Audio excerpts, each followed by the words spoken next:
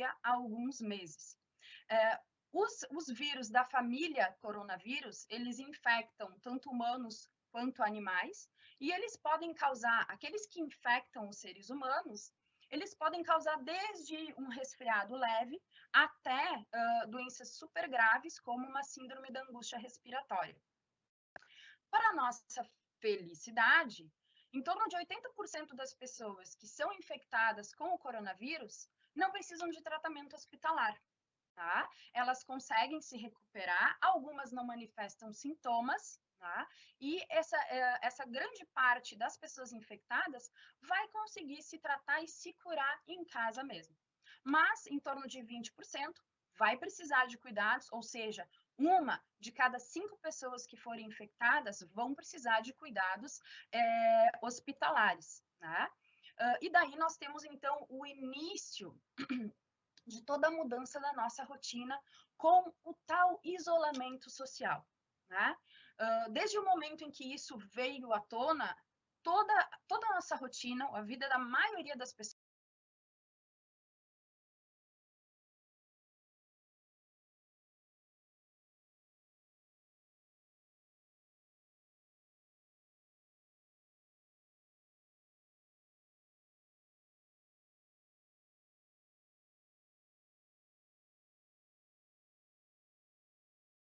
Boa tarde, pessoal. Sejam bem-vindos. Bem-vindos ao evento Conecta Mais, aqui da Unicinos. Meu nome é Roberta, eu sou biomédica, sou professora da Escola de Saúde da Unicinos e vou mediar esse evento que está iniciando, que é o evento intitulado Verdades e Mitos, Importância da Informação sobre o Covid-19. Então, aproveitando, né, pessoal, esse é um dos eventos que está fazendo parte do evento que está sendo promovido pela Unicinos. Esse evento ele vai acontecer, ele está acontecendo desde o dia 13, né, desde ontem. Ele acontece até o dia 17. Então, se vocês chegaram por agora, deem uma olhada lá no site da Unicinos. A programação está super extensa e super variada. Tá? Então, nós temos aí um evento riquíssimo.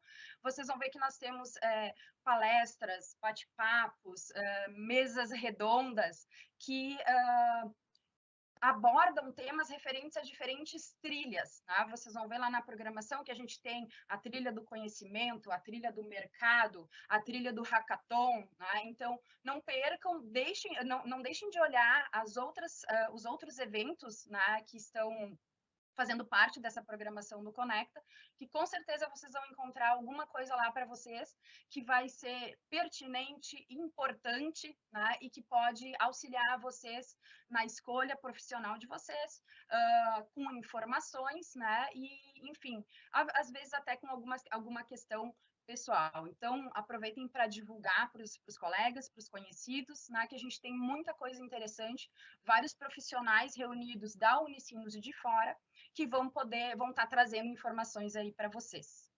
E justamente para falar de informação, né, pessoal? Hoje a gente está aqui nesse evento que está recheado de informações, tá? E quando a gente fala de informação, nessa época, a gente tem que ter muito cuidado.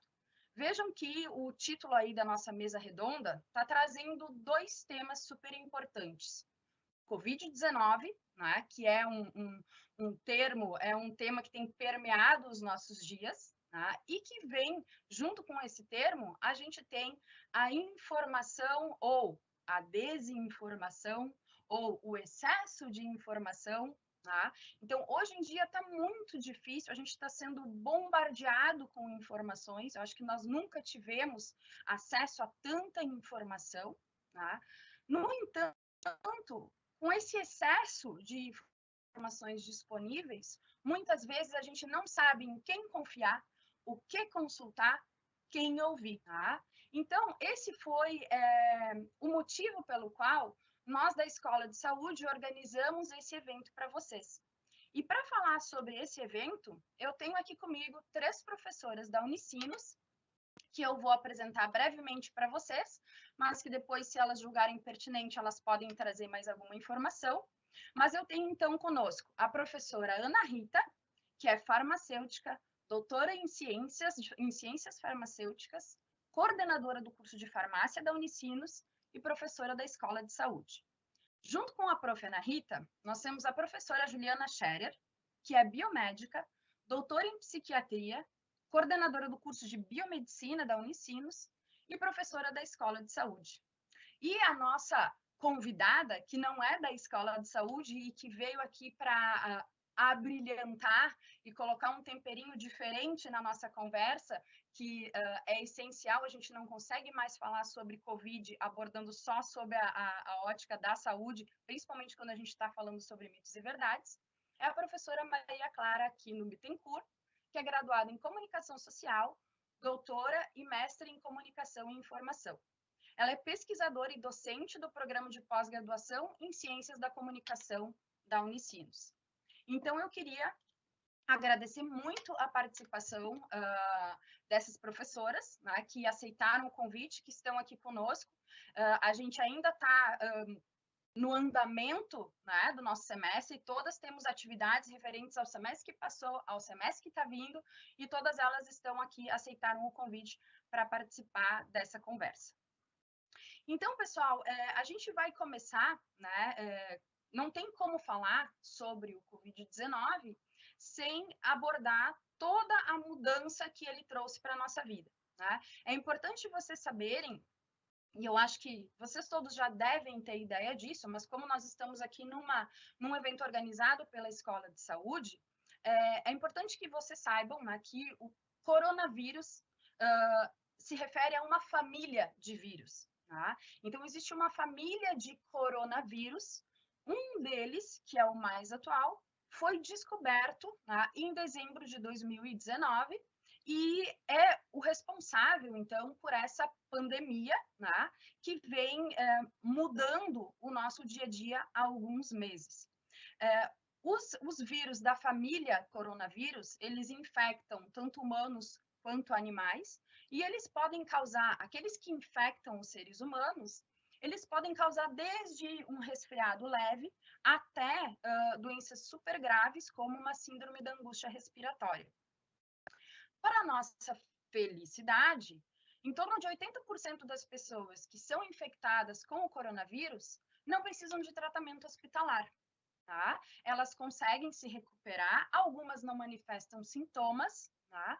E essa grande parte das pessoas infectadas vai conseguir se tratar e se curar em casa mesmo. Mas, em torno de 20%, vai precisar de cuidados, ou seja, uma de cada 5 pessoas que forem infectadas vão precisar de cuidados hospitalares, né?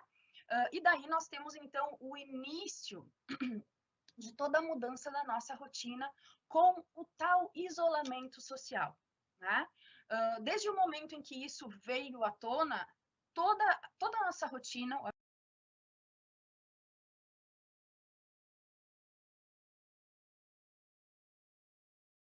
a vida da maioria das pessoas, eu não sei se houve alguém que não foi afetado por isso, mas a vida da maioria das pessoas mudou a partir desse momento, né? Por quê? O isolamento social, ele veio porque nós não conhecíamos esse vírus, tá? Então, a gente precisa ter mais informações para saber como lidar, para saber como tratar, para saber como manejar, tá? Então, a gente teve essa atitude, não me vem a palavra certa agora, mas essa ação que foi tomada de isolamento social, tá? Ela serve para frear a disseminação desse vírus.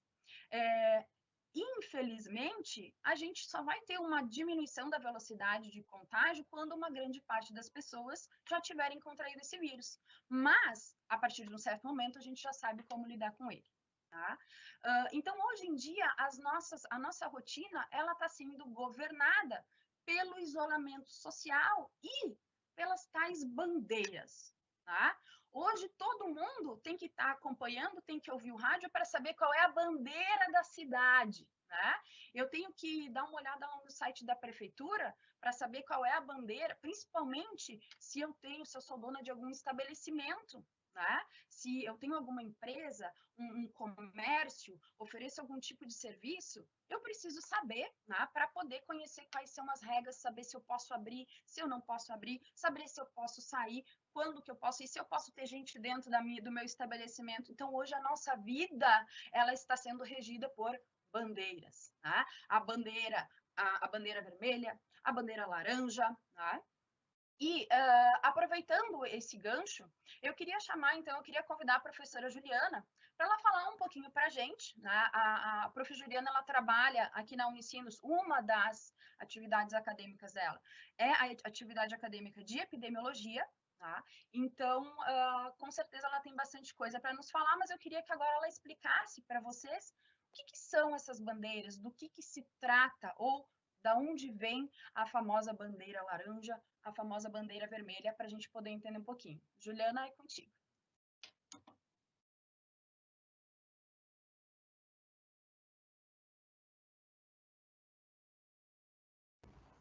Oi, prof, tu tá sem áudio. Tem que ativar o microfone. Tinha iniciado, mas eu tava com o áudio mutado, uma coisa que acontece muito durante as nossas aulas online, gente. Faz parte. Então, queria dar boas-vindas, né, a todos vocês. É um prazer estar participando dessa mesa tão importante em termos, né, de informação de saúde, informação de notícias. Antes de falar de fato das bandeiras, né, uns fatos curiosos que as pessoas geralmente não sabem, assim, essa questão da quarentena que a gente chama, né, é uma medida de controle de doenças, principalmente doenças, né, relacionadas à infecção por micro-organismos, né, então vírus e bactérias que já vêm de muitos e muitos anos atrás, né?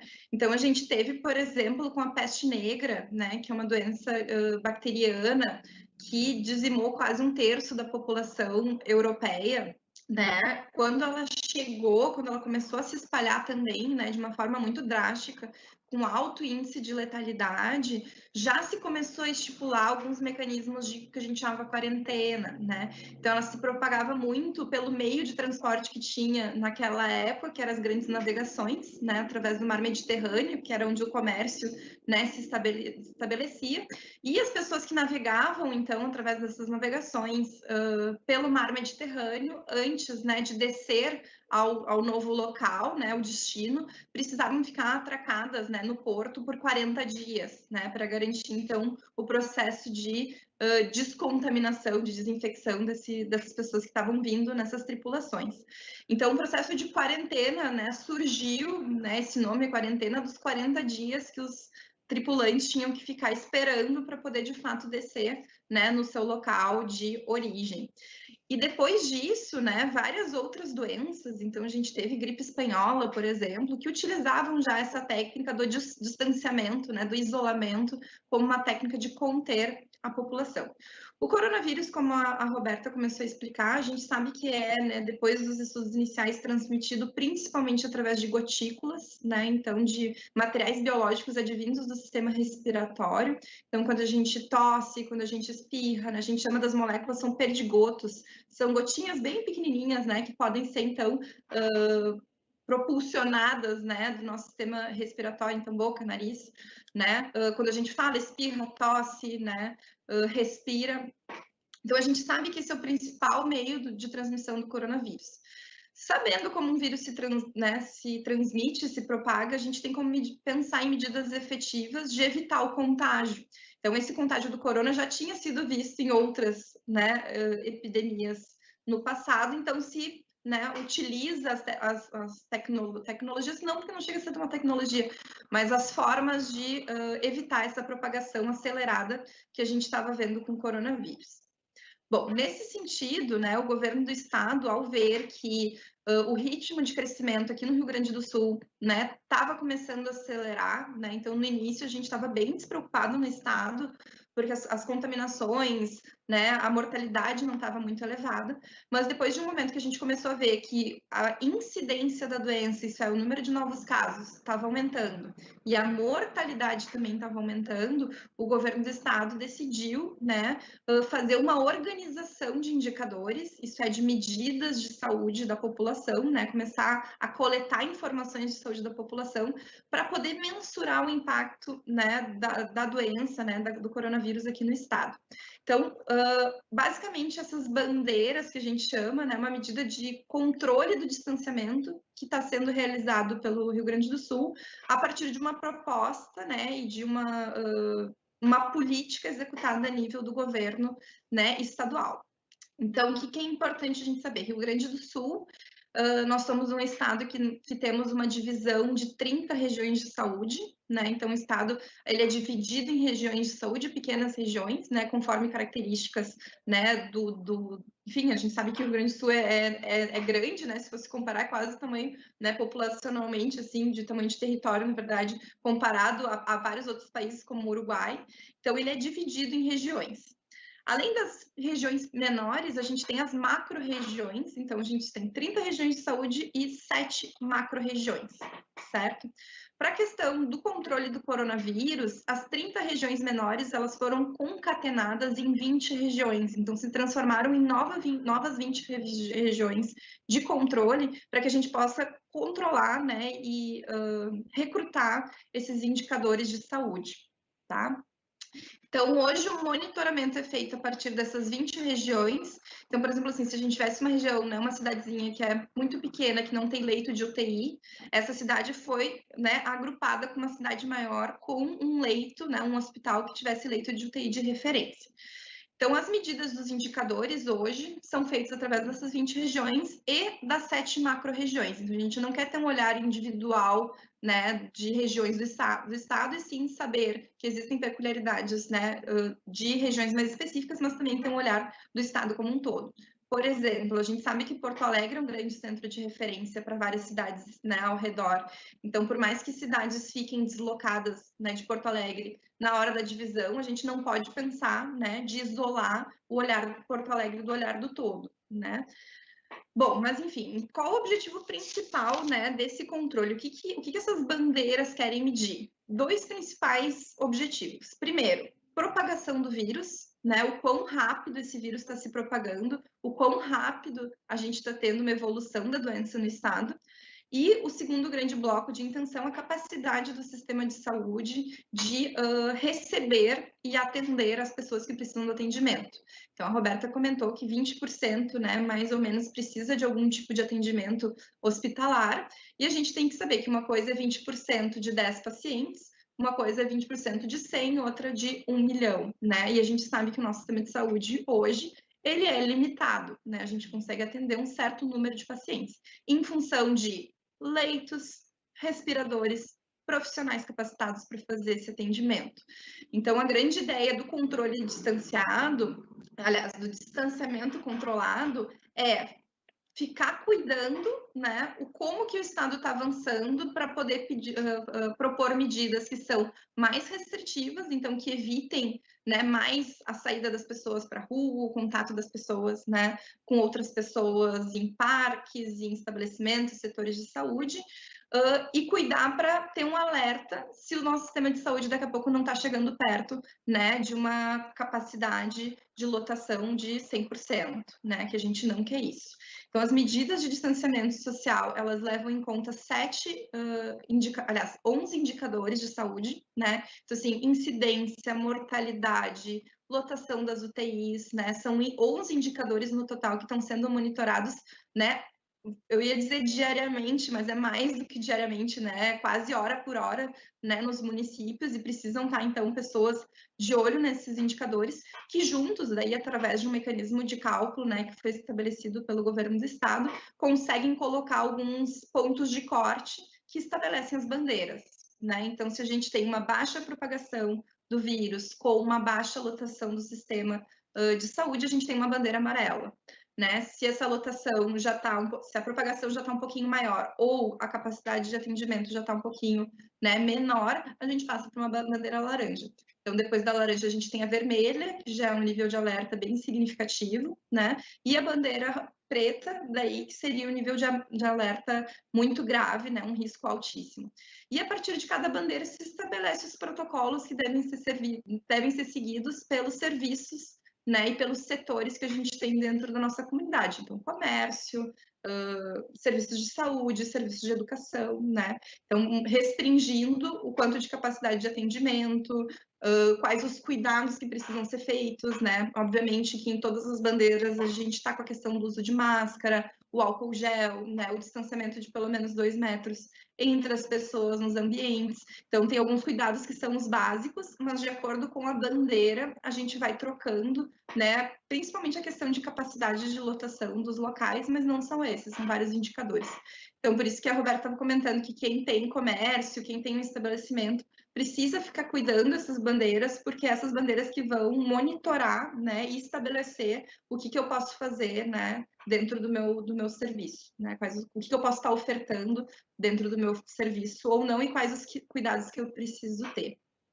Então, a questão das bandeiras, essa é a ideia, assim, é que a gente possa ter indicadores, né, então dados reais, que possam trazer uma informação de quão grave está a propagação do vírus e o sistema para o acolhimento dessas pessoas que vão precisar de internação. Então, a gente tenta diminuir o contato das pessoas, diminuir o contágio, para que a gente não tenha um sistema de saúde, né, desgastado, né, e sem condições de atender todo mundo. Juliana, eu vou te fazer uma pergunta agora e eu quero que tu, inclusive, corrija a minha pergunta, tá? Porque eu ia te perguntar o seguinte, eu vou te perguntar o seguinte. Ao encontro do título aqui da nossa mesa, né? Eu já vi notícias por aí, manchetes, manifestações nas redes sociais, dizendo que o isolamento social não funciona. Tá? Eu queria... O foco dessa pergunta é, isso é verdade? Isso é mito? Isso é verdade? E outra coisa, me corrija, porque tu usaste um termo antes que foi distanciamento controlado, né? Então, assim, é o distanciamento controlado, é o lockdown, é o isolamento social? Esclarece isso para nós, por favor. Claro. Essa é uma excelente pergunta, Roberta, porque tem muita gente que fica com dúvida nesses termos, né? Quando a gente está falando de distanciamento controlado, é isso, né? O fato de ter uma restrição, né? E uma recomendação da população não sair na rua, é de ter a lotação dos locais estabelecidos. Então, se eu tenho, né, um estabelecimento que pode, né, tem capacidade de 100 pessoas, dependendo da bandeira, eu vou poder ter 50 pessoas, eu vou poder ter 25 pessoas, eu não vou poder ter nenhuma pessoa circulando, tá? Então, é a capacidade de pessoas, né, que eu posso ter num local. Isso a gente vai chamando de distanciamento, tá? O isolamento é o fato de eu estar isolada. Então, eu estou isolada, eu não tenho contato com outras pessoas. Claro que dependendo da condição de vida de cada um de nós, a gente vai conseguir estar mais isolados ou menos isolados, né? Então, a gente tem um controle. Por que a gente diz que é o controlado? Porque depende da situação, né, de avanço da pandemia, da epidemia, nos locais que estão sendo monitorados. Então, a gente pode ter um distanciamento, né, mais restritivo ou menos restritivo, de acordo com esses indicadores, de acordo com como está a evolução da doença e do sistema de saúde aqui no nosso estado. Quando a gente fala lockdown é uma medida bem mais restritiva. A gente ainda não estabeleceu lockdown, né, aqui no Brasil, nem no Rio Grande do Sul, tá? Alguns outros países estabeleceram lockdown e foram bastante significativos. A gente pode falar sobre isso, né, na redução dos índices de incidência. Então, o lockdown é assim, é a proibição das pessoas de saírem para a rua. E essa proibição geralmente é monitorada, né, por um policiamento bem ostensivo. Então, tem pessoas, lugares, inclusive, que estabelecem multas, né, e onde é bem restritivo mesmo, né, prisão de pessoas que desobedecem sem justificativa esse lockdown. Então, tu não pode sair de casa. Então, alguns países que fizeram lockdown por 14 dias, né, por um período, então, mínimo de tempo, tiveram uma redução drástica do número de de novos casos de coronavírus, mas aí o que a gente está vendo também são as segundas ondas, né? Alguns países conseguiram manter, né, um número muito baixo de pessoas infectadas por um período e agora começou a ter, né, o surgimento de novo. Então, assim, qual é a ideia desse isolamento, né? É a gente parar, a gente frear novos casos, tá? Então, a gente fazer com que essa propagação do vírus seja menos acelerada, tá? Então, seja menos potente, numa tentativa exclusiva de não sobrecarregar o sistema de saúde. Enquanto a gente não tiver a população imunizada, seja daí por imunização ativa, né? Então, eu adquiri anticorpos porque eu fui contaminada, seja por uma vacina, é muito difícil a gente, né? O isolamento ele não vai prever que tu não adoeça, né? Ele não vai te imunizar contra a doença. Ele vai evitar que tu tenha contato com pessoas contaminadas ou com vírus, e então evitar que tu fique doente, né? Mas isso não vai te dar uma imunidade. Então, o fato de alguns locais, né, algumas pessoas disserem que o isolamento não funciona, vem muito em decorrência disso, né, nessa ideia que eu ficando em casa eu posso me contaminar igual, né? Então, eu posso me contaminar com um parente, por exemplo, que está tendo que sair para trabalhar, mesmo eu estando em casa, né? Eu posso me contaminar indo à padaria, que é, né, considerado um item essencial, então indo num supermercado, indo na farmácia, mesmo estando em casa no resto do tempo. Então, a possibilidade de contaminação segue, né? Mas ela vai ser muito inferior do que se as pessoas estivessem, né, vivendo normalmente, né, estando nos espaços que elas estariam normalmente num período fora de pandemia.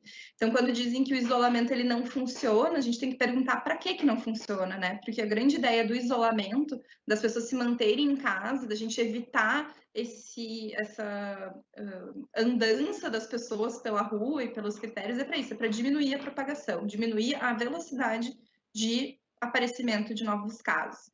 Então, a gente escuta muito isso dizendo que não funciona. É claro que, né, tem outras medidas, então, o uso de máscara, álcool gel, distanciamento de 2 metros, né, já tem se mostrado muito efetivos. Então, tem toda essa discussão, né, mas o país não pode parar, porque economicamente a gente também vai ter muito prejuízo, né, eu não sou a melhor pessoa para falar disso, tem outros professores no ensino que, né, debatem esse tema muito melhor. Então, claro, a gente tem muita preocupação com o fator econômico, né, mas pensando pelo lado de saúde, o isolamento é uma medida estratégica que já foi mostrada efetiva para várias doenças. Não é uma medida nova que se inventou para o coronavírus, né? Isso que é importante que as pessoas saibam. E a ciência já mostra que, de fato, ela consegue diminuir a propagação, né? A velocidade de propagação do vírus. Vê se era isso que tu queria ou se ainda fica alguma dúvida, Beto. Se o pessoal tiver dúvida também, vocês podem mandar perguntas que a gente vai respondendo. Exato, e é importante reforçar isso, né, pessoal? Que nós estamos aí abertas a perguntas. Eventualmente, pode ser que a gente não responda elas na hora, né? Mas eu estou de olho aqui nas perguntas para poder organizar e selecionar as perguntas que estiverem, né, em tempo com o que a gente estiver abordando. Inclusive, agora, eu queria chamar a professora Maria Clara, né? Porque eu perguntei para a Juliana, né, e a Juliana falou uma coisa que eu acho que é muito importante, né? Ela disse, bom, o isolamento não funciona para quê? Né? E hoje a gente tem que cuidar muito com as nossas palavras, né? E com as palavras dos outros, né? Com as manchetes que a gente lê, com a mensagem do WhatsApp que a gente recebe, né? Então, assim, eu queria perguntar para a professora Maria Clara qual é o impacto e assim na visão dela, né? Nós estávamos falando aqui com uma visão de saúde até agora, né? Então na visão da comunicação, quais são os problemas, né? Dessas fake news, desse desencontro de informações muitas vezes, né? Porque às vezes a gente está seguindo dois jornais, né? Ou duas instituições e a gente vê as manchetes indo uma de encontro com a outra.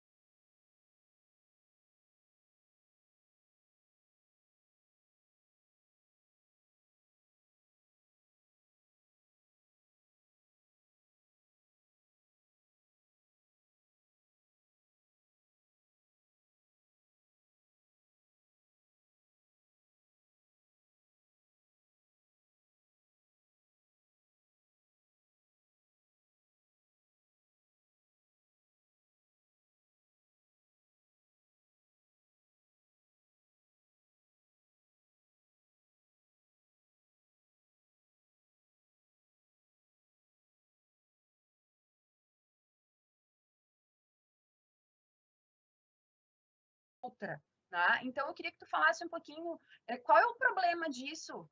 Parece muito óbvio, né, pessoal? Mas nessa visão, então, unindo a tua experiência e a saúde, que a gente já não consegue mais separar, né? Então, com essa visão, qual é o impacto das fake news ou desse desencontro, muitas vezes, das informações que a gente encontra por aí? Bom, primeiro eu queria agradecer, né? Agradecer a oportunidade de estar aqui, né, junto com as colegas da área da saúde, dizer que é muito importante essa relação, né, a gente poder estar conversando aqui duas áreas, né, que parecem tão distantes, mas que não são hoje em dia, na verdade. Né? É muito importante a gente poder fazer essa conversa para esclarecer esses pontos a respeito, né, da relação aí, comunicação e saúde nesse momento tão de exceção, né, que a gente tá vivendo. Então, eu agradeço muito o convite e a oportunidade de poder estar falando um pouco sobre isso, e que são questões que a gente vem trabalhando, né, lá no PPG de comunicação, abordando essa questão das fake news, né, já há bastante tempo, né, bem antes dessa pandemia ter se instaurado. E pegando um pouco né, pegando a questão da Roberta e o gancho do que a Juliana estava falando, eu acho que dá para a gente pensar primeiro quais os maiores problemas, né? Depois acho que dá para pensar assim essa questão da divergência, né, de pontos assim abordados por diferentes jornais, diferentes veículos, mas eu acho que é importante a gente pensar primeiro com relação aos níveis, né, de desinformação ou de circulação de conteúdos e informações falsas num contexto de pandemia, né? Isso já é uma coisa problemática numa situação de normalidade, né? E quando a gente vê essa circulação que se acentua, né, num contexto de crise de saúde e também econômica que a gente está enfrentando, os resultados disso são muito negativos, né? São, em muitos casos, catastróficos. Então, primeiro de tudo, eu acho que a falta de informação, né? Antes da gente falar em circulação de informação falsa, a falta de informação, ela também é muito problemática, né? A falta de informação, ela impede, né, que se combata o vírus, que se previna, que as pessoas se previnam contra a doença, né? Então, falta para muitas pessoas informação sobre o vírus, sobre a doença, né? A gente viu aí no início, lá por março, né? Aqui para a gente foi em março que a coisa foi ficando pior e a gente começou essa questão do distanciamento e do isolamento. A gente viu que muita gente, né, não tem acesso a um sabonete, não tem acesso à água, não tem acesso a esgoto, não tem, né, acesso a questões de saneamento que são básicas. E a gente tem que pensar que muita gente também não tem acesso à informação, né? Quantas pessoas que vivem nas ruas muitas vezes não sabem o que está acontecendo, né? Quantas pessoas que passaram por outras nas ruas começaram a ver as pessoas de máscara e que não estavam entendendo o que estava acontecendo, né? Então, a questão do acesso à informação, que deve ser para todos, né, é bem importante. A gente sabe que nem todas as pessoas têm o acesso à informação. Então, um dos problemas, né, inicialmente, é a própria falta de acesso à informação, a informação adequada ao conhecimento sobre o que está acontecendo, como se prevenir, o que fazer no caso de sentir sintomas, do que se trata essa doença, né, a quem procurar, como se proteger, como proteger a quem está próximo de si, as suas famílias, enfim. E aí, entrando, né, nessa questão das fake news, da circulação de desinformação, né, que é uma coisa que se intensifica bastante dentro desse contexto, porque as pessoas elas estão ansiosas por saber o que vai acontecer, quando é que vai vir uma cura, quando é que vai ser descoberta a vacina, como é que a gente vai ter acesso a essa vacina, né? Então começa a circular uma série de conteúdos. Existe um medicamento assim assado que está funcionando em tal lugar, né, até as coisas mais estapafúrdias, como, por exemplo, fazer uma mistura com um determinado produto de limpeza, né, e as pessoas começam a acreditar, né, nessas teorias, nessas histórias estapafúrdias, né, e isso acaba gerando uma série de problemas, né, e muitas vezes acarretando aí a lotação ainda, né, prejudicando a lotação de hospitais, pronto atendimentos, enfim, né, prejudicando ainda mais uma situação que já é emergencial, que já é problemática, né, então gerando ainda mais problema num contexto que já é extremamente delicado. Né? Então, a gente tem uma série de coisas, uma série de dificuldades, né, que se criam na medida em que começa que o nosso sistema informacional, o nosso fluxo de comunicação, que já é, né, uma coisa que a Roberta falou, que ele já é inflado, né, na medida em que a gente tem, com o desenvolvimento das tecnologias de comunicação, uma proliferação de informações aí, uma circulação de informações inflada, porque hoje qualquer pessoa, né, pode produzir conteúdo e colocar esse conteúdo em circulação. Quando a gente vive um momento como esse, e que está todo mundo em casa, né, está todo mundo produzindo e trocando informação, né? A gente vê que as pessoas estão produzindo muito mais conteúdo, trocando muito mais mensagem, porque também elas estão em casa, elas não têm muito o que fazer, né? Algumas, né? Muita gente continua trabalhando e tendo, às vezes, bem mais o que fazer. Mas a gente tem alguns problemas, né? Desde, por exemplo, posturas negacionistas, né? Que negam a gravidade do problema, que negam a gravidade da doença, que vão negar, por exemplo, a necessidade do distanciamento, do isolamento, né? Que era uma coisa que a Juliana estava falando anteriormente. Posturas negacionistas, posturas extremistas que vão ativar o medo e o pânico geral na sociedade, né? Isso potencializa a circulação de desinformação, né? De boatos, de conteúdos que são falsos, e isso não agrega valor no sentido positivo, né? Para uma sociedade que está vivendo um momento difícil como esse, né? Então a gente já viu e a gente vê todos os dias, né? Pessoas negando a existência ou a gravidade da doença, e isso é, de fato, uma incoerência com a realidade que a gente está enfrentando, né? A distribuição e a circulação desse tipo de conteúdo vai agravar os problemas, né, no sentido de os problemas sobre o combate e a prevenção.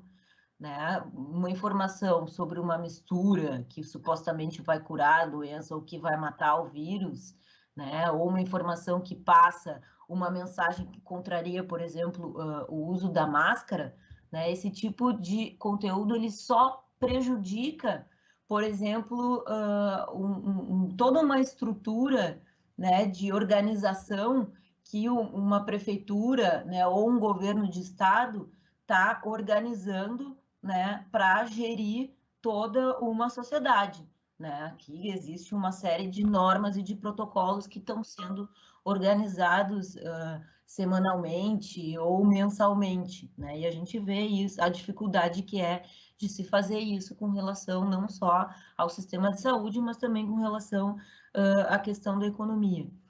Né? E a organização, né, desses órgãos públicos, que esses órgãos públicos fazem, depende desse fluxo comunicacional, né, que é constantemente impactado por esses ruídos. O que eu estou dizendo? A imprensa, né, ela, obviamente, ela vai trabalhar num fluxo jornalístico que é pautado por uma série de técnicas de checagem, de informação, né, de apuração, mas que momentaneamente, né, muitas vezes ele é impactado por essa indústria da desinformação que a gente vê, né? Então, muitas vezes a imprensa cai numa informação que é falsa, a imprensa acaba a imprensa séria, que eu estou falando aqui, né, o jornalismo, enfim, acaba divulgando alguma informação ou então gerando visibilidade para posturas e discursos negacionistas e tirando a visibilidade, muitas vezes, de informações que vão contribuir, né, para o fortalecimento de coisas que são mais importantes nesse momento. Né? E aí, claro, nas redes sociais, nos aplicativos de trocas de mensagens, é que a gente vê um movimento mais intenso de distribuição de conteúdo de desinformação, vamos dizer assim, né? Mas é claro que o mais grave disso tudo é o compartilhamento de uma informação que não é checada, né? Porque ela pode levar a um prejuízo gigantesco, né? No caso, às vezes, até da morte de uma pessoa. Enfim, acho que de início esses são alguns pontos principais. E essa questão assim do desencontro, né, que a Roberta perguntou, vai muito da diversidade de fontes que a gente tem hoje em dia. Né? Claro que a imprensa ela vai sempre atrás das fontes dos órgãos de saúde, das universidades, né, dos pesquisadores, de onde estão saindo as pesquisas mais recentes, né? Mas vai depender muito também do tipo de posicionamento que cada veículo jornalístico vai ter, né? Porque a gente sabe que isso não é algo inexistente e nem deve ser, né? Porque a gente vive dentro de uma sociedade baseada na democracia, né? Se a gente tivesse apenas uma fonte de informação, aí a gente estaria vivendo um problema bem complicado, né? Obrigada, então, Maria Clara. Por aí. Eu acho interessante, né? E até tu deu um foco bem mais interessante, porque isso é muito legal, né? Dessa reunião de diferentes áreas, né? Porque às vezes tem termos, tem aspectos, tem impactos que a gente não faz ideia, né? E como a gente deve, antes de pensar, de agir, de concluir, como a gente tem que dar uma olhada fora da nossa bolha, né? Porque tu estava comentando sobre as pessoas que não têm acesso à informação, né? Então, a gente circula num meio onde parece que isso não existe, né? E tanto o profissional da saúde quanto da comunicação, ele tem que ter noção de que nós temos os dois extremos, né? Então, isso é uma coisa muito importante. Daí eu fiquei me perguntando, né?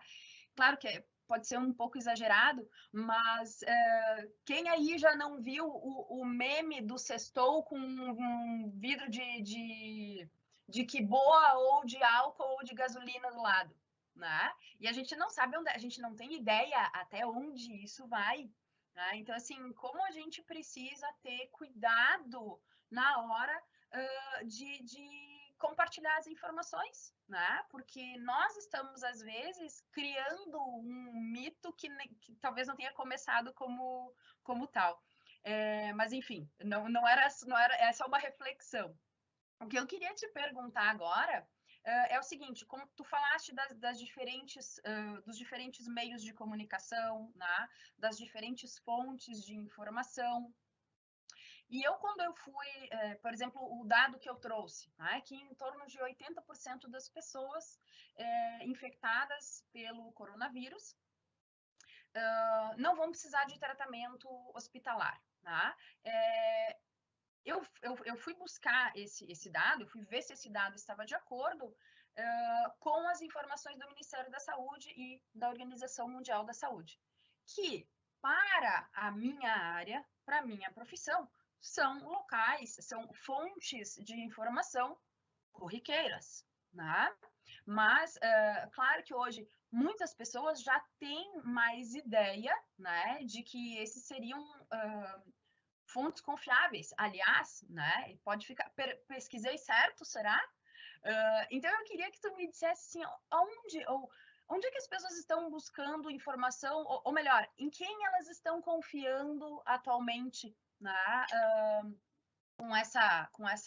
com esse banquete de informações, né? Em quem que as pessoas confiam hoje para buscar informações sobre pandemia, Covid, etc?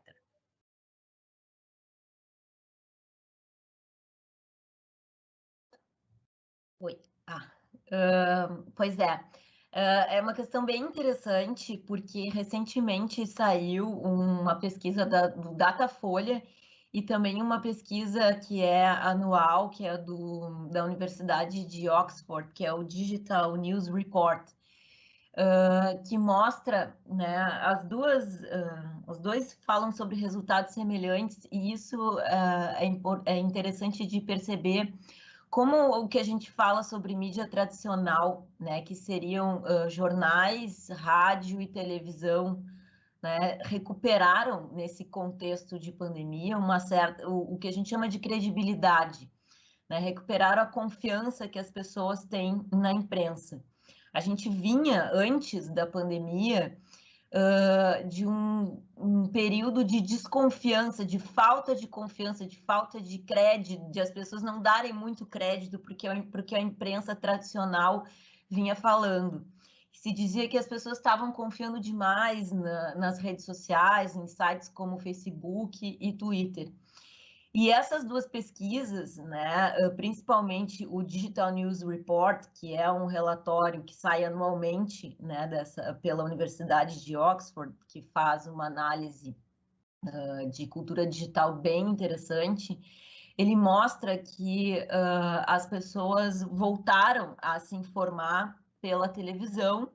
Voltaram não, mas né, recuperaram o fôlego, assim, digamos, esses veículos, esses meios recuperaram o fôlego de confiança, assim, que as pessoas voltaram a confiar para se informar.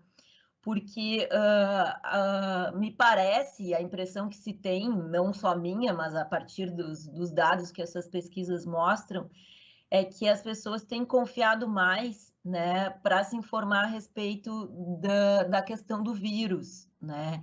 E redes sociais como Twitter, Facebook e aplicativos de trocas de mensagem como o WhatsApp perderam a credibilidade, né? Provavelmente pela questão da circulação de fake news nesses espaços, que a gente viu muito a partir aí das eleições americanas de 2016 e também no caso das eleições presidenciais aqui em 2018. Então, no momento em que as pessoas, né, a maioria das pessoas, né, que não é o caso de todo mundo que pode ficar em casa, né, mas a maioria das pessoas tendo que ficar em casa, né, assistem mais televisão, acessam mais, né, sites de jornais, né, sites jornalísticos e escutam mais o rádio para se informar sobre a pandemia, sobre o vírus. E esses veículos, né, voltam a adquirir essa confiança dos consumidores, né, de conteúdo jornalístico. E espera-se, né, que esse conteúdo jornalístico ele vá buscar informação em conteúdo que é científico, né, de pesquisas científicas, né, de dados de relatórios de institutos de pesquisa, assim como dados produzidos pelo Ministério da Saúde, informações divulgadas pela OMS, né, e esse relatório que eu citei anteriormente, o Digital News Report, ele mostra que é mais a geração Z, ali entre 18 e 24 anos, que vai se informar, que vai buscar notícia a partir dos sites de redes sociais. Mas o que acontece? Né? Os sites, os jornalísticos, toda a mídia, toda a imprensa que a gente chama, né, que são os jornais, que são o rádio, que são a televisão, eles também estão nos sites de redes sociais.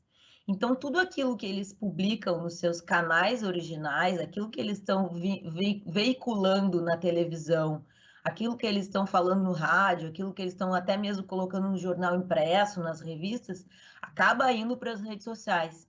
O grande problema dos sites de redes sociais são a questão dos algoritmos, né?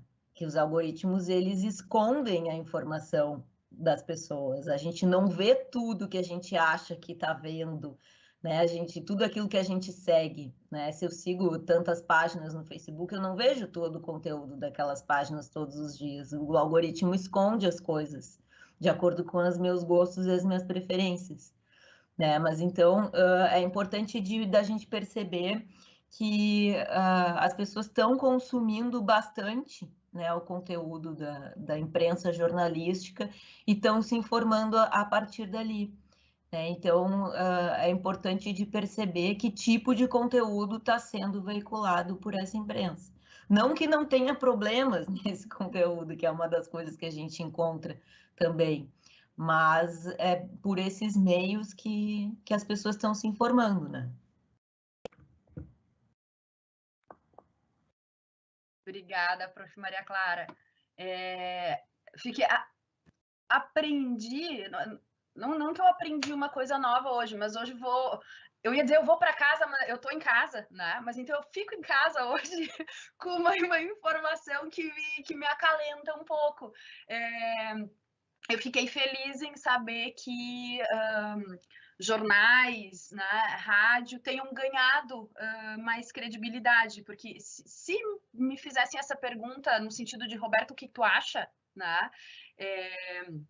Mas talvez seja muito um viés bem pessoal, talvez dos materiais que eu tenho analisado, eu achei que eles continuassem ainda, não digo eu achei que eles continuassem perdendo para as redes sociais, para as mídias sociais. Fico feliz com essa informação, porque a minha impressão era de uma preguiça geral de buscar informações nos locais corretos, né?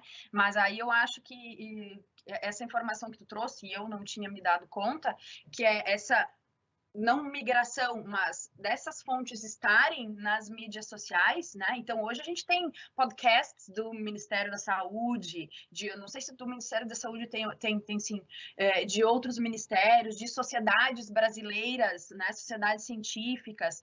Então, hoje a gente também consegue no Spotify, né? No Instagram a gente tem essas sociedades e eu não estava me dando conta. Acho que é bem positivo esse dado que tu traz para a gente, né?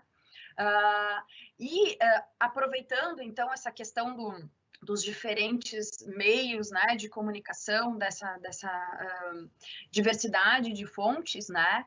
Eu tenho a batata quente para Ana Rita, que não tem como a gente falar numa mesa aqui sobre mitos e verdades, né? A gente tem como um dos maiores assuntos maiores assuntos não, um dos assuntos que tem ganhado mais visibilidade, onde a gente vê mais manchete, onde a gente vê mais post, né? A gente ouve muito falar sobre a hidroxicloroquina, agora surgiu a tal da ivermectina, né? E eu queria que tu nos dissesse assim, o que se pode dizer delas hoje? Né? Porque ali na linha do que a professora Juliana comentou antes, né? Tem que saber, tem que se perguntar direito para se analisar uma resposta, né? Então, o que se pode dizer dessas drogas? O que elas fazem, né? Como que elas agem e o que se pode dizer em relação ao uso delas para o tratamento da Covid-19 hoje? Ana, contigo.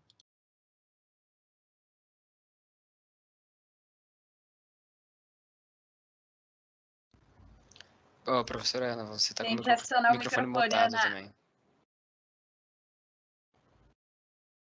Boa tarde, eu agradeço muito a oportunidade de estar participando aqui dessa mesa, na nossa atividade aqui no Conecta Mais, é um prazer muito grande. Então, Roberta, tu tocaste num ponto bastante importante, né, que é a questão dos medicamentos, né, dos tratamentos que vêm sendo, então, utilizados, né, na expectativa de combater a Covid-19, né? O que acontece, né? Sempre que a gente fala de medicamento, a gente tem que saber que um medicamento, ele é um produto que contém substâncias biologicamente ativas, que vão, então, atuar em processos fisiológicos do nosso organismo, né? Esses medicamentos, eles são, então, produtos tecnicamente produzidos, tecnicamente elaborados. E para que eles possam ser utilizados, né, eles têm que ter 3 características comprovadas, que é a eficácia, ou seja, comprovar que eles têm ação para aquela finalidade a que eles estão sendo propostos, estão sendo utilizados, a segurança, que é a característica que garante que eles não vão causar uma reação tóxica importante, um prejuízo importante para a saúde do indivíduo que utiliza, e a questão da qualidade, que significa que ele vai se manter estável até o momento da sua utilização, né? Então, para garantir essas 3 características, ele precisa passar por uma série de testes, né, que vão, então, garantir, né, atestar que ele pode ser utilizado pela população. Então, quando um medicamento ele é bem indicado, administrado em doses adequadas, pelas vias de administração corretas, no momento certo, na posologia, então, recomendada, ele vai repercutir em benefícios para o usuário, né? Mas os medicamentos, a gente nunca pode esquecer que eles são substâncias estranhas ao nosso organismo. E se eles não forem utilizados da forma correta, eles podem causar reações adversas, né? E isso pode exigir, em alguns casos, a interrupção do tratamento, mas em casos mais graves, eles podem levar a reações tóxicas agudas e subagudas e podem levar o paciente a ter que ser hospitalizado ou até mesmo à morte. Então, uma coisa que é muito importante é que não existem medicamentos livres de riscos para quem os utiliza, né? Então, o que a gente está verificando que tem acontecido com essa situação emergencial da Covid-19, né? 2 coisas. As pessoas, né, elas estão, então, recebendo, né, excessiva veiculação de notícias, né? A maioria, muitas notícias veiculadas ao uso de medicamentos para a Covid-19 são notícias inverídicas, né? São fake news, são notícias falsas para possíveis tratamentos da doença. Então, um grande número de informações incorretas vem sendo transmitidas, principalmente por redes sociais, né? E aí vem ocorrendo porque as pessoas estão com medo da doença, estão angustiadas pelo risco de adquirirem a doença, vem acontecendo um grande número, um aumento significativo das estatísticas de automedicação. E isso tem levado ao uso abusivo e irracional de medicamentos. Então, esse quadro, ele pode agravar o quadro clínico dos pacientes ou até mesmo aumentar o número de hospitalizações, né? Então, a gente tem reforçado muito os perigos relacionados à automedicação no cenário em que a gente vive. Falando na hidroxicloroquina e na cloroquina, né, além de outros medicamentos como a ivermectina, a nictazoxanida e, além deles, também polivitamínicos, zinco, né? Tem sido utilizados os famosos kits anti-Covid, vocês devem ter assistido nas notícias. Esses kits anti-Covid, eles são, então, eles utilizam cloroquina, muitas vezes zinco, vitamina C, ivermectina. Então, é um conjunto de medicamentos associados e que vem sendo utilizados até mesmo para justificar a abertura do comércio, né, nos locais onde existe essa questão, né, por prefeituras, então no norte e no nordeste. E isso nos preocupa muito, porque não existe, pessoal, até o momento, nenhum medicamento, né, aprovado com eficácia comprovada contra o coronavírus, capaz de matar o vírus, capaz de eliminar o vírus, capaz de curar a doença. Não existe nenhum medicamento com evidência científica que nós possamos dizer que esse medicamento pode ser utilizado. E o pior é que medicamentos como a hidroxicloroquina e a cloroquina, principalmente quando associados à azitromicina, que é um antibiótico macrolídeo que vem sendo empregado também, ele tem um risco cardíaco importante, elevado, né, de situações de problemas cardíacos que são reportados pelo uso desses medicamentos. Então, nós desaconselhamos, enquanto profissionais da saúde, né, o uso dessas substâncias, tanto para fins profiláticos, para fins de prevenção, não existe uma forma de prevenir contra o contágio do coronavírus, né, como também para o tratamento, tá? E outra coisa bastante séria que vem acontecendo é que as pessoas têm tomado excesso de vitaminas também, né? Com o medo de adquirir a doença e com a crença de que as vitaminas vão potencializar o seu sistema imunológico de forma que ela vai ficar imune ao vírus, isso também é um tipo de notícia que vem sendo veiculada, as pessoas estão utilizando excesso de vitaminas, tá? Existe problema nisso? Sim, existe problema. Qual é o problema? Mas vitamina não faz mal. O que acontece, pessoal? A gente só deve utilizar a vitamina se a gente precisa de vitamina, se a gente está carente de vitaminas, né? Deficiente de vitaminas. Porque qualquer substância, inclusive as vitaminas, elas são metabolizadas pelo nosso fígado e são eliminadas principalmente através dos nossos rins pela urina. Quando a gente utiliza excesso de vitamina, a gente está sobrecarregando os mecanismos metabólicos do nosso organismo e muitas vezes sobrecarregando também os mecanismos de excreção. Então, o excesso de vitaminas, ele também pode ser prejudicial à saúde e a gente não deve utilizar sem uma orientação, sem uma necessidade, esse tipo de substância, tá? Não sei se Não, era isso mesmo. Tu até já respondeu a próxima pergunta. Próxima pergunta não, eu ia mesmo te questionar se tinha, de fato, algum medicamento. Então, hoje nós não temos nenhum medicamento, né, que comprovadamente cure, né, a Covid-19. E nessa linha, né, eu vejo assim, por exemplo, nós temos tanto os medicamentos quanto a questão das vacinas, né, que estão borbulhando.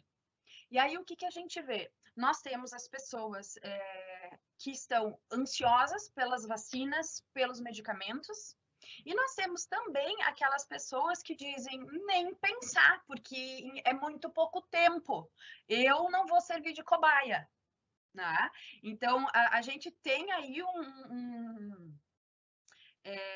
de novo, né, uma variedade de informações que circulam, e eu queria que tu esclarecesse um pouco para a gente ter aqui as informações verdadeiras, porque é interessantíssimo, né, pessoal, os fenômenos que acontecem, assim como em Copa do Mundo, surgem e brotam treinadores, né, meu Deus, técnicos, né, de time de futebol, o que surgiu de infectologista, de epidemiologista, né, no nosso entorno, e então assim, todo mundo passou a entender, né, de vacina, de medicamento, e a gente tem que ter muito cuidado com isso. Então, assim, bota aí na mesa as informações certas, né, em relação a como que a ciência trabalha para, eu não sei se seria o termo certo, descobrir ou para introduzir, né, um novo medicamento aí para agora, né, no caso, pro coronavírus, né? Como é que a ciência trabalha nesse processo? Como é que isso acontece de verdade? Então, essa é uma pergunta bem importante, assim, porque muitas pessoas, elas questionam, né? Mas se a ciência, a tecnologia, a inovação nas indústrias farmacêuticas está tão avançado, né? Por que não se descobre um novo medicamento para tratar a Covid-19, né? Então, a gente vê muita informação acerca disso. O que acontece? Para descobrir um novo medicamento, é um processo extremamente longo, que pode durar aí 10 anos, né? Desde a descoberta de uma molécula que tem atividade até os testes, né, dessa molécula in vitro em células, depois muitas vezes em animais, para que depois possa ser testado em seres humanos, é um processo muito longo e muito caro, que requer investimentos e muitos anos de pesquisa, né? Essa fase depois de testes em humanos, ela é dividida em 4 fases, os chamados estudos clínicos, e levam bastante tempo para acontecer até comprovar aquelas características que eu comentei de eficácia, segurança e qualidade de um novo medicamento. Como a gente está vivendo uma emergência sanitária, né, a gente não tem o tempo que levaria para descobrir um novo medicamento, né, à disposição da gente. Então, o que os grandes grupos de pesquisa estão trabalhando? Eles estão trabalhando no que a gente chama de redirecionamento terapêutico. Esse redirecionamento terapêutico, ele é, na verdade, a testar, né, fármacos que já existem, medicamentos que já são conhecidos para outras doenças, testar para ver se poderiam ter efeito contra o coronavírus. Né? Então, por isso, né, tantas informações sobre os testes com a ivermectina, por exemplo, né? Então, a ivermectina, ela é um antihelmíntico, é utilizado como antihelmíntico, é conhecido, é um fármaco que se conhece a eficácia como antihelmíntico, né? E a segurança, né? O que se fez? Se testou ivermectina in vitro, em estudos de laboratório, e ela se mostrou extremamente eficaz in vitro, assim como ela foi eficaz contra o HIV in vitro, contra outros vírus influenza. Mas o que acontece in vitro, na grande maioria das vezes, não se reproduz no nosso organismo, não se reproduz em vivo, porque várias características influenciam na ação no organismo em vivo, né? Então, por isso que não é porque os estudos mostraram que a ivermectina tem ação in vitro que a gente pode considerar que ela tem ação contra o coronavírus no nosso organismo. Isso não foi comprovado. E, inclusive, a dose da ivermectina utilizada nos trabalhos científicos para combater o vírus in vitro é uma dose 10 vezes maior do que a dose conhecida, utilizada da ivermectina como antihelmíntico. Então, nós nem saberíamos se essa dose em vivo não seria, teria uma segurança, né, minimamente adequada, necessária para que pudesse ser utilizada pelas pessoas.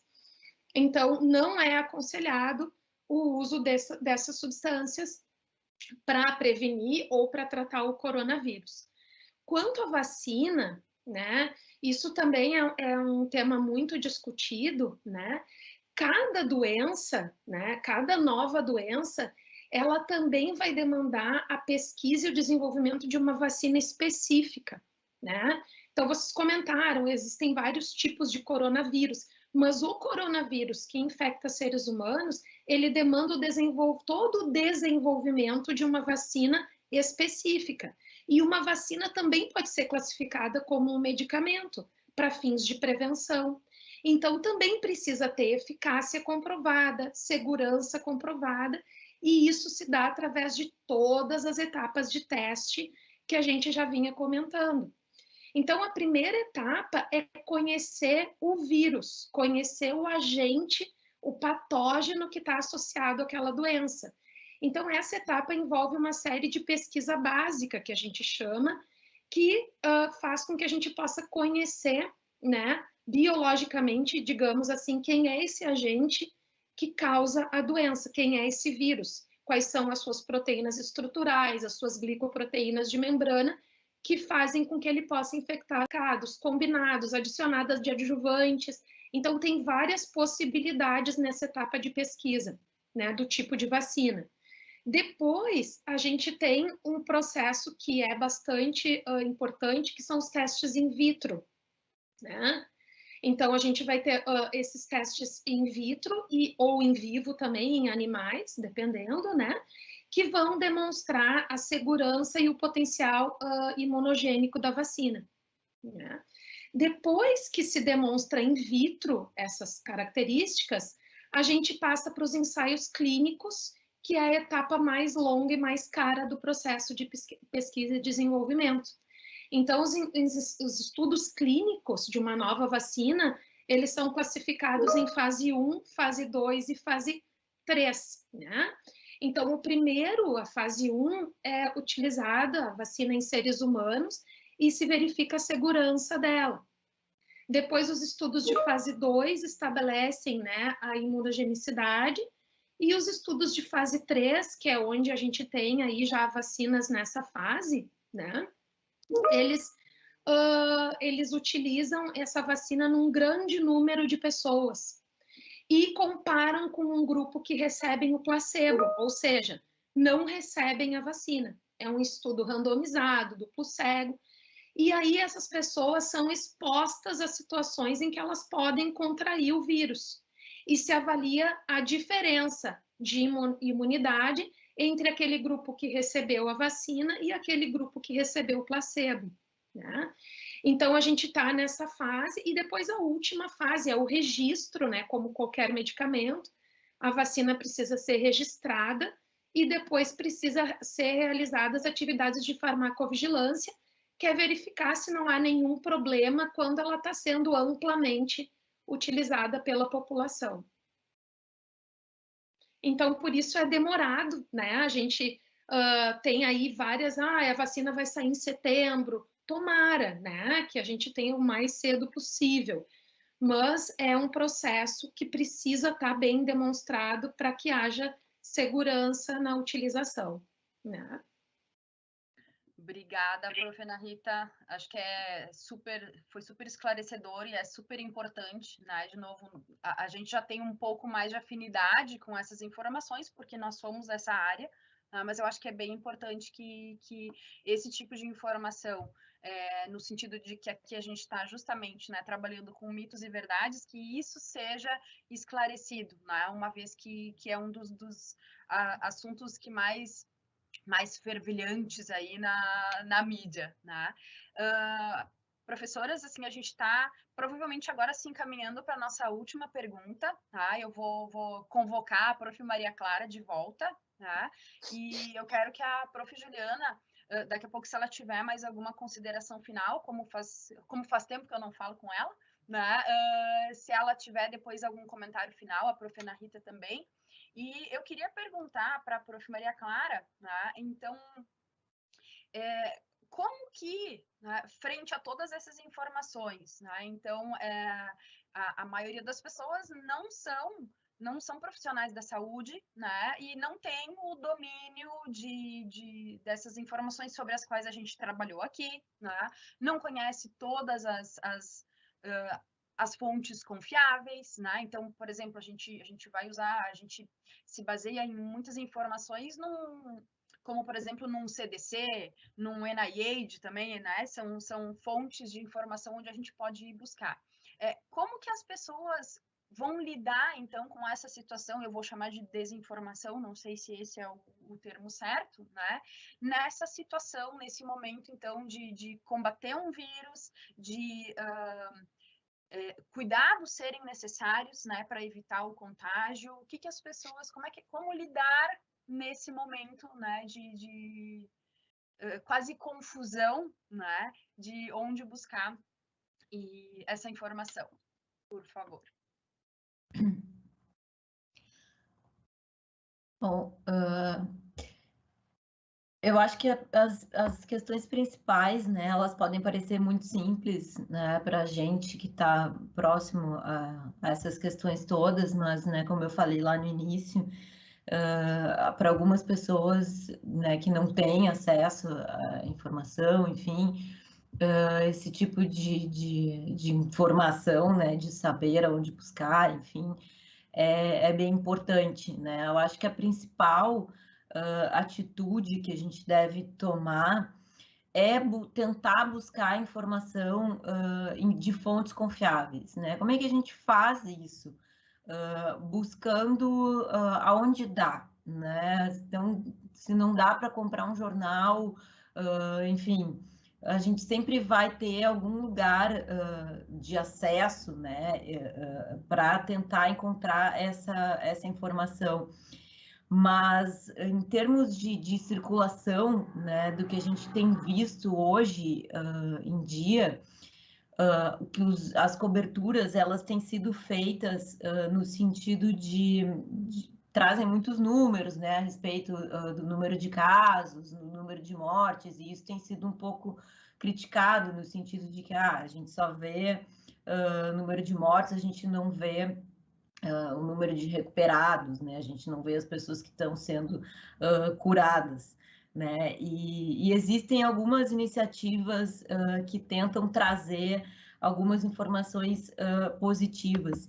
Então, eu acho que, além de se buscar fontes confiáveis, né? Não compartilhar informação sem checar da onde vem aquele conteúdo, eu acho que é importante, né, na medida do possível, buscar conteúdos especializados, né? Então, hoje, o que se pode fazer, além de procurar informação né, na imprensa, né, na imprensa mais tradicional, tentar encontrar sessões especiais a respeito de coronavírus, a respeito de pandemia. A maioria dos jornais tradicionais da imprensa mais de maior alcance, de maior visibilidade, tem colocado isso nos sites, assim, uma cobertura mais completa, mais direcionada sobre isso. Né? Se falou aqui em podcasts, né? Existem vários podcasts jornalísticos da própria área da saúde que estão produzindo conteúdo especializado sobre isso. Né? Uma coisa que tem sido muito recuperada, né, no âmbito da comunicação hoje em dia são as newsletters, né, que é o envio de informação que chega direto por e-mail. Né? Muitas newsletters funcionam por assinatura paga, mas muitas não funcionam, são gratuitas, né? Não funcionam por assinatura paga. Então, a pessoa que quer receber informação, né? Existem a newsletter do jornal Nexo, é super boa, que tem informação diária sobre a questão da pandemia, né? Canais no YouTube que são também especializados, que vão dar uma informação mais aprofundada sobre isso, né? E falando especialmente sobre a Unicinos, né? A gente tem várias páginas dos cursos e perfis no Instagram que vão fazer uma espécie de cobertura, uma coleta e uma divulgação, uma curadoria de conteúdo também sobre a questão da pandemia, do corona, de como se prevenir, de como se usa uma máscara, de onde se encontra a máscara, né? Questões sobre isolamento, sobre distanciamento. A gente produziu lá no nosso curso uma iniciativa do PPG de Comunicação com o curso de Comunicação Digital, o @vazacorona, com Z, que é uma iniciativa que a gente vem divulgando todas as iniciativas que tem dentro da Unicinos de combate à pandemia e também de produção de conteúdo sobre prevenção, né, ao coronavírus, iniciativas que estão sendo realizadas dentro da Unicinos sobre produção de máscara, sobre EPI, né, de equipamento de produção individual, a rede solidária, que acarreta contribuições e alimentos e roupas para comunidades carentes de São Leopoldo. Né? Então, o Vaza Corona, ele ele compartilha lá pelo Instagram do Vaza Corona várias iniciativas de vários cursos, né? Inclusive a gente compartilha também conteúdo do curso de biomedicina, para divulgar informação, né, de confiança e de credibilidade que é feita e produzida dentro da universidade. E uma outra iniciativa que eu acho interessante também de divulgar, que foi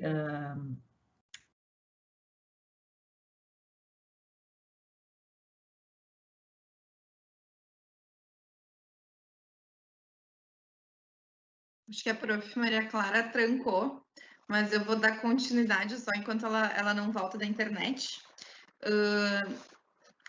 a questão que, né, que a Maria Clara estava falando, que eu acho super importante, é o papel da universidade, o papel dos acadêmicos frente a essa pandemia, né? O quanto a gente, como profissional da saúde, como estudante da saúde, como estudante do jornalismo, da comunicação, como é importante a gente ter a popularização da ciência, a gente transmitir essa informação qualificada e de qualidade, de forma que as pessoas, né, gerais, a população geral vai entender. Então, eu passei por uma situação, né, que eu estava com meu cachorrinho doente, fui levar no veterinário, e na recepção, a faxineira assistindo ao jornal, né, viu um senhor, né, curado, saindo aplaudido do hospital, assim, ela se virou para mim e disse assim, mas como é que as pessoas se curam dessa doença se não tem cura, né? Se eu vejo que não tem cura, como é que se curam? E daí eu olhei para ela, assim, e eu fiquei pensando, é uma dúvida que as pessoas têm, né? E a gente tem, elas não têm essa formação nisso, elas têm essa dúvida, né? Então, assim, a gente, como comunidade científica e acadêmica, o nosso papel é popularizar a ciência, fazer com que essa ciência seja transmitida. Então, é muito legal saber, né, que a Unicinos e que outras universidades, outras instituições também estão se comprometendo com isso, né? No mundo de pandemia, onde a gente tem tantas incertezas, que a gente não tem nenhuma resposta absoluta, que está muito difícil a gente, de fato, conseguir, né, predizer e achar respostas que sejam definitivas, as pessoas têm medo, e esse medo vai levar a uma busca de informação, porque elas querem entender, e o que chegar primeiro, muitas vezes, vai ser o que elas vão, né, considerar. Então, que a gente chegue primeiro e que a gente faça esse papel de popularização da ciência, né? Então, coloco essa consideração final. Muito bom, tem muitos mitos, né? Mas também tem muitas verdades ou muito conhecimento, não se interessa de absoluta. E sim, né, por trazer conhecimento. Então, né, muitas coisas novas, é uma pandemia que a gente não tem esse conhecimento de cara. Então, importante popularizar a ciência.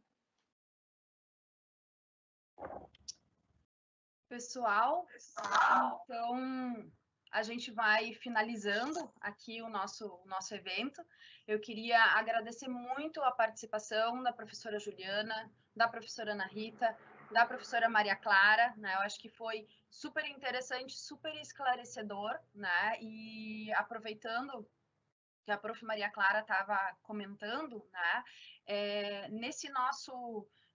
Nessa nossa crise de onde se informar, né? Nós temos, nesse evento no Conecta Mais, da Unicinos, nós temos uma fonte de informação de alta credibilidade, né?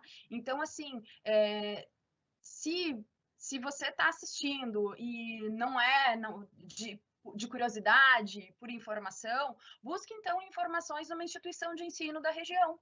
Né? Então, as instituições de ensino são fontes, elas reúnem autoridades profissionais, né? Então são fontes extremamente interessantes. Então, aqui na Unicinos, né, inclusive essa semana, para quem não está ligado, né, nós tivemos aí a felicidade de receber uma notícia de que a Unicinos está entre as 3 melhores universidades privadas do país. Tá? Então, assim, não percam essa oportunidade, porque vocês estão recebendo aí um conteúdo de alto nível, né? Vocês têm a inscrição gratuita. Infelizmente, né, por essa via, pela internet, a gente não tem todo o alcance que a gente gostaria, como a gente estava falando aqui com a professora Maria Clara, né? Tem pessoas que não têm acesso a essa informação, então aproveitem para agradecer aí que vocês têm acesso a esse tipo de informação e aproveitem talvez para pensar em como vocês podem fazer a diferença daqueles que não têm esse acesso, né? Então, profs, muito obrigada pela participação, aqueles que nos acompanharam, muito obrigada pela atenção e até uma próxima.